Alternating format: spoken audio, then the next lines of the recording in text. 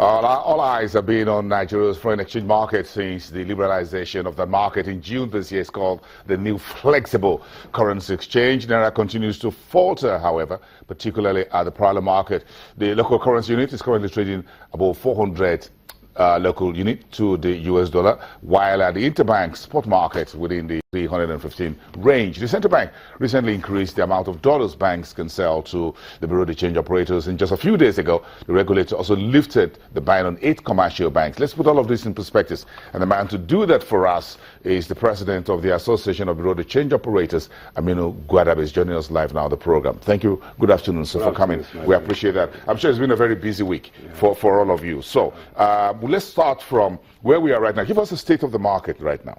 Yes, the state of the market, there is sanity returning because of what we have seen from the Central Bank of Nigeria.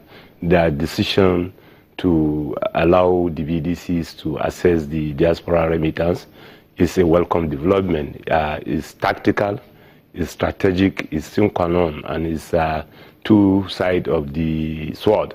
Why I say that it addresses the demand and also is going to address the supply. I've been issuing all the policies into the market are basically addressing demand side. But this is a kind of two-way approach to address the deficiency that is really happening in the market. I'm sure, are you also encouraged by the licensing of more IMTOs, I mean the international money transfer operators? Are you also encouraged by the fact that the banks, the 8 commercial banks, are now allowed to get back into the FX market? Yes, you see, it's strategic, like I said, because before we only have 3 licensed IMTOs. You have the Western Union, the MoneyGram, and RIA. And now there is flexibility, about 11 on board. So that, in essence, will improve the amount of inflows coming in. Statistically, we should be looking at, say, about $20 million a week. So if you put, $20 million a day, so which means we'll be talking about $100 million in a week. So in a month, we'll be expecting about $400 million inflow, which will be injected into the market. And also, it is going to be assessed by the retail end users. You want to buy $1,000, you want to buy $3,000 for your personal traveling allowance, medical allowance. So all that will be addressed with this new development in the market. And also the suspension of the lifting on the suspension will also further increase activities. As at yesterday, after the lifting of the suspension, some banks have become active in the market. They have started calling our members to fund their account. And definitely, you, Bureau de Change operators, will be the one to benefit from this. No, it's for Nigeria. It's not only Again, because right now, the amount that the central bank allowed by regulation to be sold to your members are relatively small compared to where you were years ago. Yes, also. So definitely this will increase that. And of course, some of your complaints, you think this will be addressed. Those of them are your members who are outside major cities like Lagos, but who are in Benin and others will get more supplies. Honestly, that's what it means. That is a teething challenge that we have all been facing. The going around to all of our members, even in Lagos, is intricate. So, but we have been talking with the CBN on how best to approach it and bring another, maybe an independent distributor who will ensure that there is equity in distribution and there is uniformity in prices and it's also cut across the nation. In terms of BTAs and PTAs, what you call the basic travel allowances, what are the issues as far as you're concerned? Is it the supply or the price at which travelers get it? Was that where TravelX become an issue and between yourself and between BDC, and the central bank and the travel? Yes, you see, I think there is no issue, only that sometimes is the misunderstanding.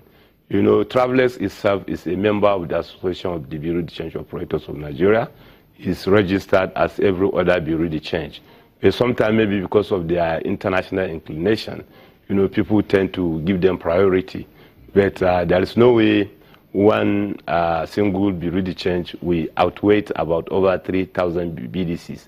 So Travelers says we are even partnering with them because they are one of the professionals in distributorship. And that way we believe every BDC will be accommodated. In question of, say, by next week, I begin to see some changes once the CBN implemented it. In terms of where we're coming from and where we are now, do you think the last few days, a week or so, or 2 weeks, are you more confident about where the central bank is going, what central bank representing the Nigerian government, going as far as the currencies market is concerned? Do you think these moves put together would be able to help us see a bit more of stable rate and over time perhaps start to trend downwards? Like I said, I've commended the management of the Central Bank of Nigeria because it's one of the first approach to even address the supply issue.